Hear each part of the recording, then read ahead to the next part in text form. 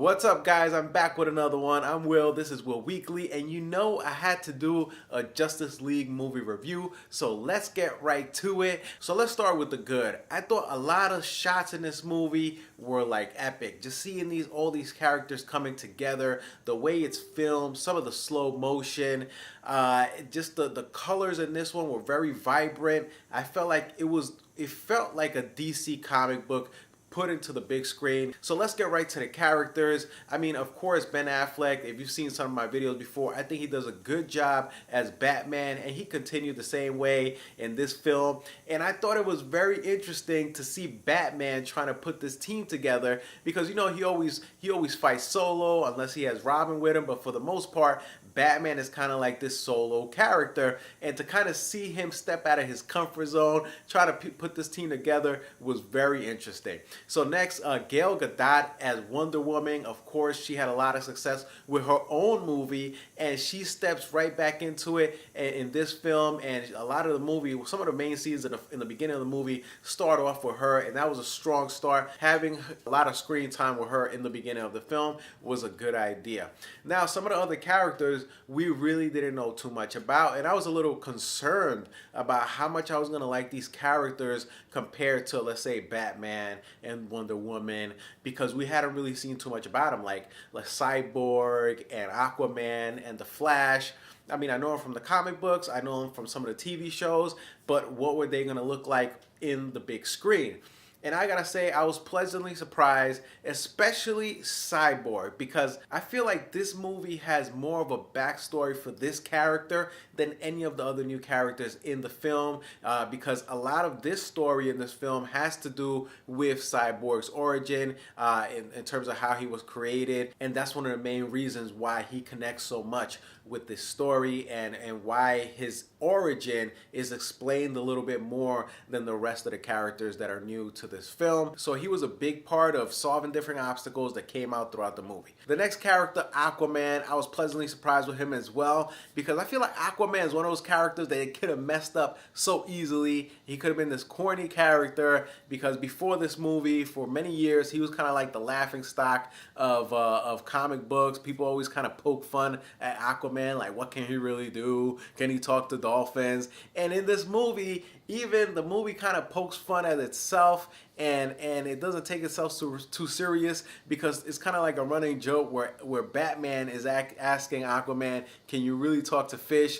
And in a funny way. So what I like about this movie as well is it doesn't take itself too serious like previous DC movies. And Aquaman, they handled Aquaman really well in that he's supposed to be like this king of Atlantis, very royal. And from the comics, that's kind of what I got from him in the past. I haven't read his comics lately, so maybe that's changed. But in the past, that's what I got from Aquaman. But with this Aquaman, he's this tough dude. He does things the way he wants to do them. You know, he's helping Batman out, but he's doing it under his own terms. And he's really a force. I mean, this guy's really strong. He holds up his own in a lot of tough situations, and I was really surprised by that. And he says cool things like, "My man." I'm not sure if I'm saying it right. Let me give it one more shot. My man. Which made me like the character a little bit more, because he's kind of like a little bit of a rebel, and I thought that was cool. He has his own thing going. He has his own style going. You know, he always looks like he just came out. His hair is always all frizzled, and he kind of reminds me of the Ultimate Warrior. I don't know why. Maybe it's the long hair, and because he's a little bit crazy. But yeah, I would say he kind of reminds me of the Ultimate Warrior. Don't ask me why. And then the last one, Flash. I would say Flash to me was the biggest surprise, because he was so funny. I found him.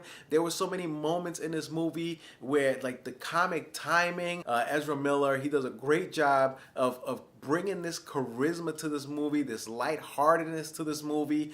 It's the character that you could relate to the most as a viewer, because, you know, a lot of the stuff that's going on in this movie is completely like unrealistic, like, you know, this would never happen.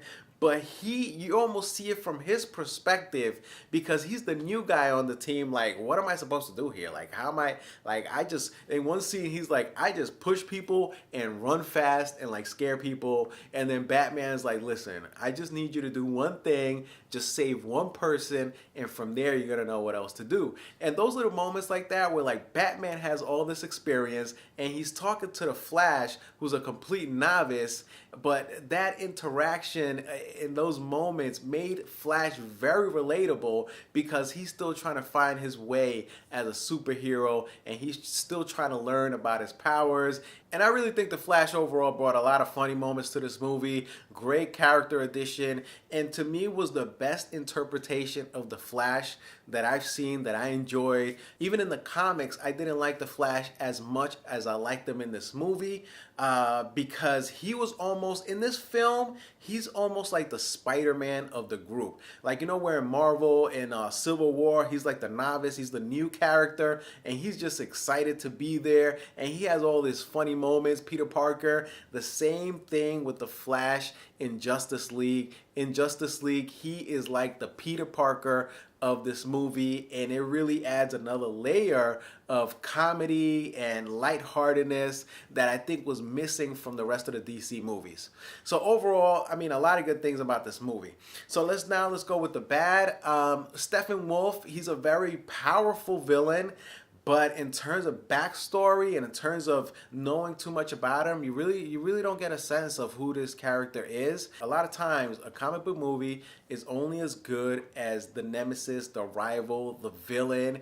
Because if you don't have a strong villain, then it doesn't make the movie that interesting. And then also the ending was a little bit weird. Without giving too much away, I mean, Steppenwolf decides to set camp somewhere in Soviet Union in the north, and they take over this power plant, and it's the Justice League that come over there to try to save the day. There's no other civilians that are there. It's just this one family that they keep focusing on. So you really don't get this sense of a threat that like something big is really happening, because it seems like they're only saving one group, like one family that's living around this nuclear power plant, and nobody else decides to come over there to try to help them out. The Russian army, you know, the Amazons, the people from Atlantis, it's just the Justice League trying to go over there, trying to save the planet. And to me, that just didn't make sense. I mean, if it's this huge catastrophic event that could potentially happen because you got these three boxes coming together,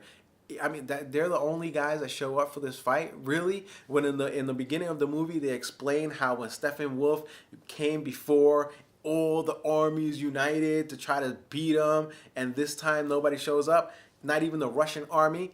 I don't get that. I mean, I hope that wasn't too many spoilers right there, but that's my problems with this movie.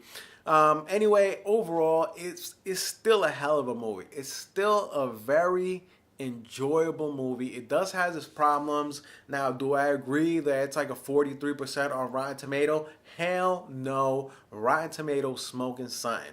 Okay, because that movie was a lot better than 43%. I'm not even a DC fan. I love Marvel movies more, and I grew up reading more Marvel comic books. I've always been a fan of certain characters from DC, but this overall, this you get your money's worth. So my rating is you get your money's worth, and out of 5 bananas, this movie was still bananas, and I'm giving it 4 bananas out of 5. So I recommend it. I don't care. You know, I don't care what Rotten Tomatoes says. I don't care what the critics says. It was an enjoyable movie, and overall, it was awesome to see all these characters coming together that you've read in the comic books for so many years, and that I mean, just bringing those characters together is a tough task, and I give DC credit for doing it, even though it's a little bit late. Even though it's, you know, they should have done this a long time ago. I'm glad they finally did it. My only thing is that a lot of these characters should have had a solo film first before this movie came out, so you became more interested in these characters coming together. If they would have had an Aquaman movie first, if they would have had a Flash movie, Cyborg movie first, then when we finally saw all these characters coming together, you would have been like, damn, I'm gonna be there for that because I want to see that happen, which is what Marvel did. Marvel had an Iron Man movie, Captain America movie, you know, Thor movie, Hulk movie before they even made the Avengers, and that was smart because when Avengers came out, you went to see all these guys fighting together. And with this one, I feel like DC did the opposite, and that's why it might have backfired at the box office. Well, that's it for today, guys. That's my review. Please leave me a comment. Press that subscribe button. If you like this video, press the like button. If you don't like the video, it doesn't matter. Anyway, peace out, guys.